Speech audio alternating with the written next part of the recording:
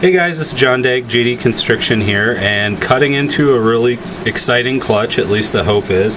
This is clutch number 1417, so this is the 17th clutch of 2014.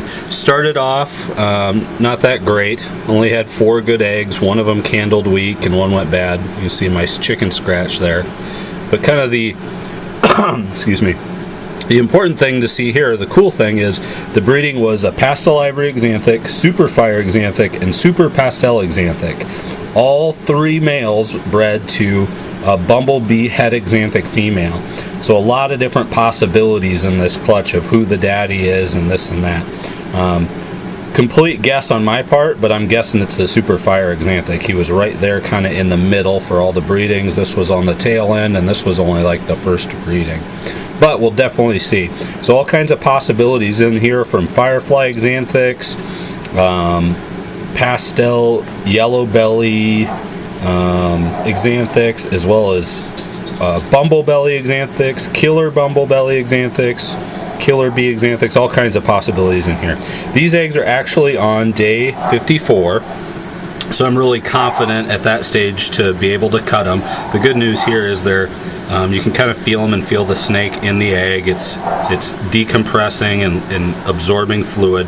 So it's getting to be a good time to cut them. One thing I also wanted to show you guys too is kind of how I go about cutting eggs. And I know there's people that advise totally against there are people that advise against cutting early and this and that and letting them pip on their own. I think there's good cases for reasons not to do it and to do it. For inexperienced people, it's definitely something you don't want to start off with doing. I would say the biggest thing that I've learned in cutting eggs is only cut a hole big enough that you need to see what the animal is. Past that, you really don't need a very big hole. The other thing that I try and do is make sort of a V when I make the cut, and make a little flap and then put the flap back. What that does is leaves the snake covered. These big holes that people cut in the egg so you can get a good picture, this and that, that's great, but it should probably be at a really late stage in development. These eggs at day 54 at 89 degrees, I'm going to be able to cut a really big opening on these if I want to, but generically what I do is I always end up cutting a flap. If it's a little tiny flap, if it's, you know, an early egg that I'm looking into and I lay it back down, or in this case I'm going to make a nice big flap so I can pick it up, see what exactly we're looking at, show you guys what is in these eggs, and then put it back. I think it makes it feel the snake feel a lot more secure inside the egg when that flap goes back down. Cutting the big opening, you get snakes that come out of the egg too soon, haven't absorbed all their yolk, get tied in their umbilicus, things like that.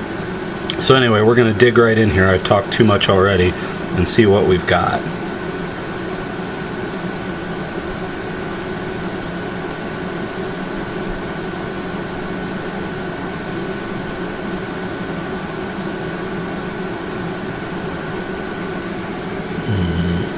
Your guess is as good as mine on that one. I'm thinking that's fire.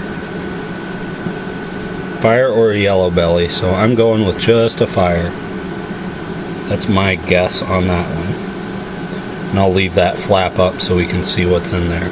Now it'd really kind of suck if there weren't any visual Axanthics in this clutch, so we'll have to see how things play out.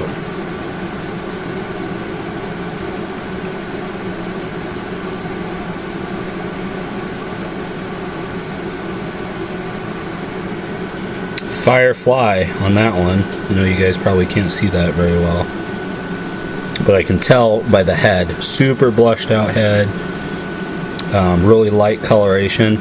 With a firefly in the egg, the head almost looks white, and it's very blushed out in that animal. No visuals, that's not good. 50-50 chance breeding visual to het, so 3 eggs. I was bound to get 1 or 2 with the odds playing out, but we'll have to see what ends up happening here.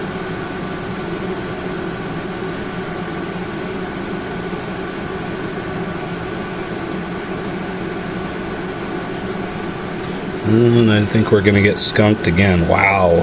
Not great odds. No spider in this at all. That looks like another fire.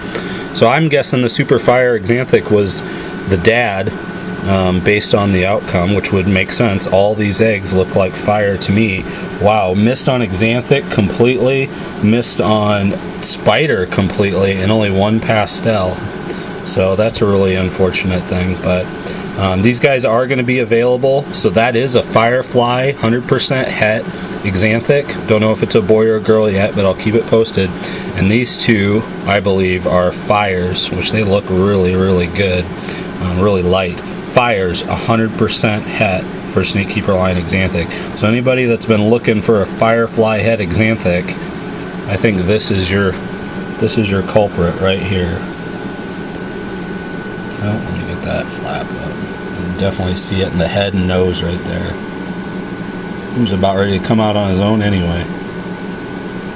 Alright, that's all I have for today. Thanks guys. Hope you enjoyed watching. Bye.